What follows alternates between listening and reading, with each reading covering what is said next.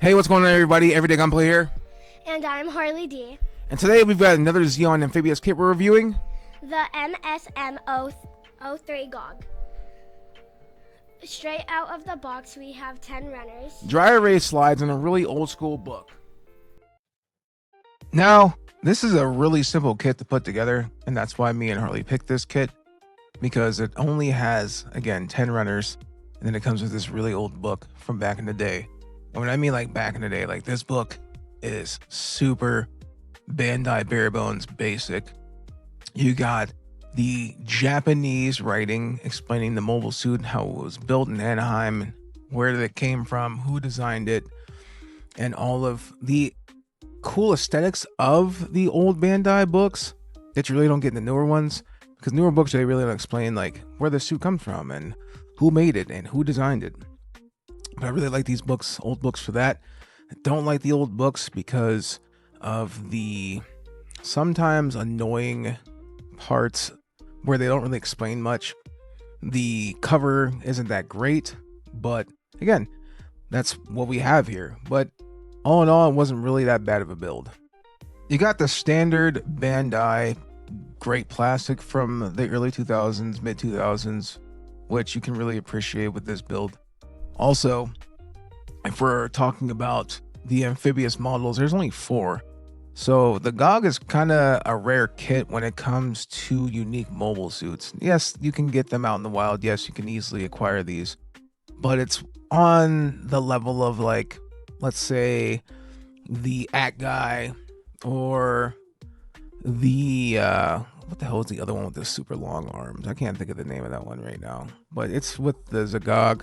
You got the At Guy, you got the Gogg, and then you have the, what the hell is the other amphibious one? Well, someone will tell me in the comments. But yeah, so it's not like these kits are super easy to acquire, you know. So when you get your hands on one, it's really fun. Honestly, this was, if I was just building it by myself, it would have took me maybe 2 hours. It's pretty much a large high grade with the parts and with no weapons and hardly a big backpack. It was super quick to put this together. But just because it was a quick kit for me doesn't mean it was quick for everyone else. As Harley will tell you here pretty soon coming up, she actually had a little bit of trouble with this, but this was her very first master grade. She didn't entry grade once and she crushed it. So this was kind of a challenge for her, which was pretty cool. But let's talk about the color separation of this thing. For it to be an old school kit, this thing has a lot of color separation. You've got the tan, you've got the brown, you've got the grays, you've got some red, and you've got some yellow, which you really can't be mad at, because for how simple this kit is, it's super intricate with the color separation, which again, for how easy and simple this build was, that's actually not a bad thing. And for the price, I only paid, I think, 30 bucks for this Gogg. I can't really remember off the top of my head. It's either 30 or 40 bucks, but it was definitely a good pickup. And also, this thing is actually really nice for customization. So like, the scribers are really gonna have a good time with this one. I think the scribers are gonna have a really good time with this one. What me and Harley decided to do with this one also was customize the mono eye, which you guys will see later on in the video. And there's all kinds of stuff you can do with this thing. Yes, you really can't have this thing holding weapons, but what you do have here is a blank canvas to kind of go all out with. And what I mean by that is you can cut out a lot of spots on this to put a full LED kit on this Gogg. I'm talking with the stomach beam rifles or beam lasers that are in the stomach. You can do some stuff with the chest if you want to. You can open up the legs more with, you do a custom scribe, and then you could put some LEDs inside the legs. The feet have turbines on the bottom of them, which is really nice. So you could probably do some cutout LEDs there. Or if you're feeling really, really adventurous, you can take some of the pre-made LED movable parts from the 1x60 Gogg that I built and showed you guys a couple weeks ago, and turn those feet into turbines, obviously you can't put it on the ground anymore after that, unless when you're turning it on. But it would be cool if you elevated it and then you guys had the feet spinning and stuff, because again, this is an amphibious mobile suit, so it's meant to go in the water just like the Gogg. But all in all, though, this thing is seriously something that you guys should pick up. Not only, again, is it super easy to build, it's, again, a nice color separated mobile suit. It's also a customizer's dream at this point. And like I said, so many flat surfaces for scribing, making intricate parts, or excuse me, intricate seam lines, all kinds of cool stuff.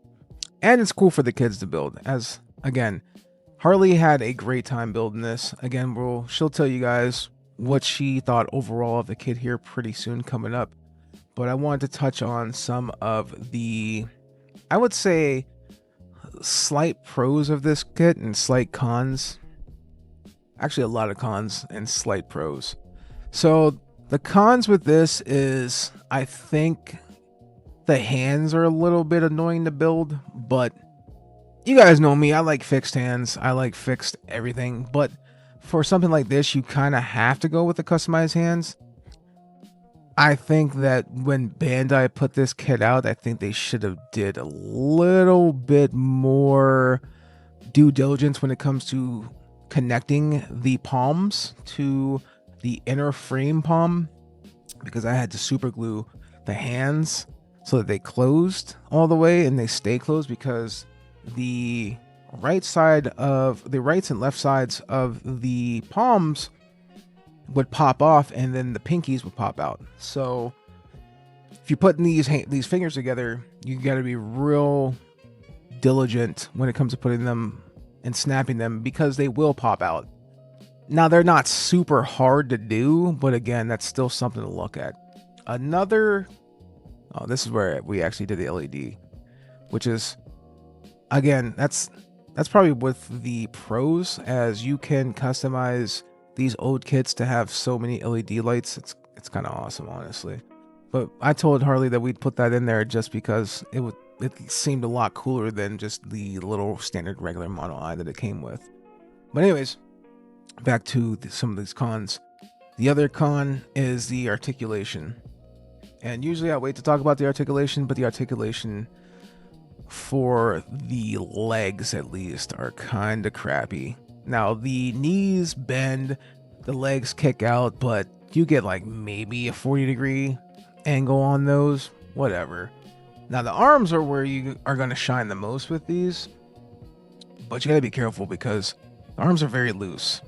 And I kind of wish they were made to be a little bit more tighter so that you could like do a lot more poses.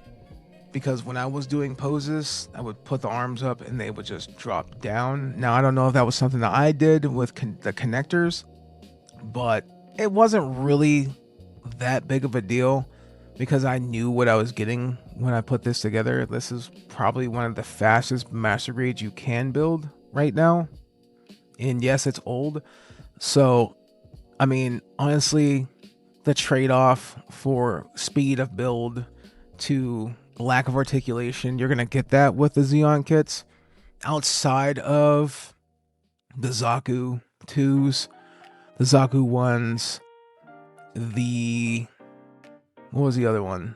The Gwain, those guys, they move around. But when you get to like the bigger, bulkier kits, the leg articulation is kind of dog. So just keep that in mind, guys.